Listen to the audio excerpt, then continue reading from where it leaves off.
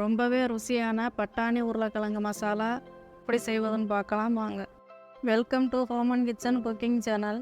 இந்த மசாலா செய்ய 3 உருளைக்கிழங்கு வேக வச்சு கட் பண்ணி எடுத்து வச்சுருக்கேன். பட்டாணியும் வேக வச்சு எடுத்து வச்சுருக்கேன். இப்போ ஒரு கடாய் எடுத்துக்கோங்க. கடாய் நல்லா சூடாயிருச்சு. ஒரு தேவையான அளவு எண்ணெய் எடுத்துக்கோங்க. எண்ணெய் நல்லா சூடாகின உடனே 1 டீஸ்பூன் கடுகு,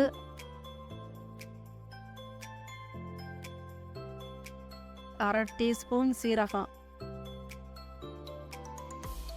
அது 2 பொரிஞ்ச உடனே பிரியாணி இருக்கிற வெங்காயம் அதையும் சேர்த்து வதக்குங்க.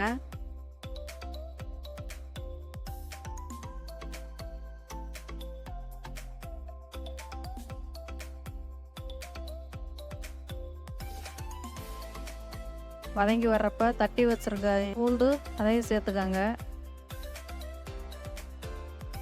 அதையும் சேர்த்து நல்லா வதக்கணும்.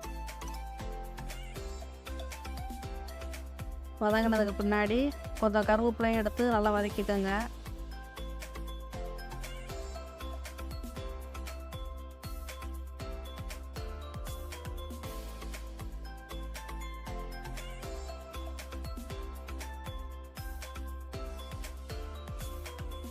பச்சை மிளகாய் அதோடு சேர்த்து நல்லா வதக்கணும்.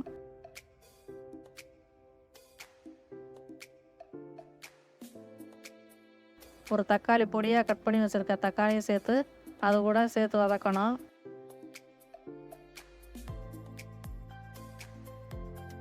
வதக்கிக்கிட்டு அது கூட தூள் உப்பு சேர்த்து வதக்கணும்.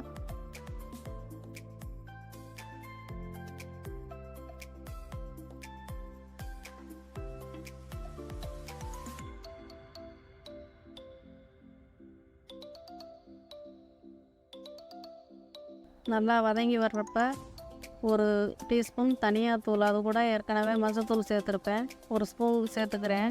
அந்த மாதிரி சேர்த்துக்கோங்க. தனி மிளகாத்தூள் அதையும் சேர்த்து நல்லா வதக்கணும்.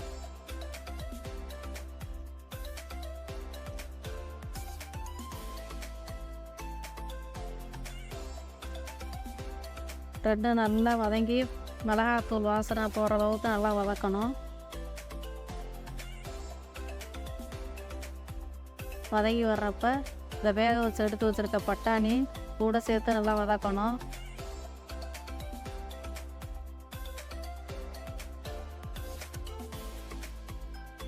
உருளைக்கிழங்கு கட் பண்ணி வச்சுருக்க உருளைக்கிழங்கையும் சேர்த்து நல்லா அது கூட வதக்கணும்.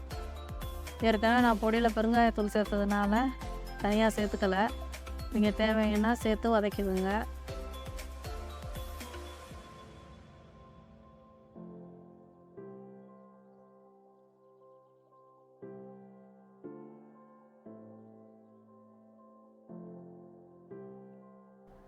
இது கூட லைட்டாக தண்ணி தெளித்து வதக்கிக்கோங்க. ஒரு 5 நிமிஷம் அப்படியே நல்லா வேக விடணும். அப்போவே அந்த கிழங்கோட மசாலாலாம் நல்லா சேர்ந்து உப்பு காரம்லாம் நல்லா சேர்ந்து ஒரு சுவை கிடைக்கும். இந்த மாதிரி நல்லா வதக்கிக்கோங்க.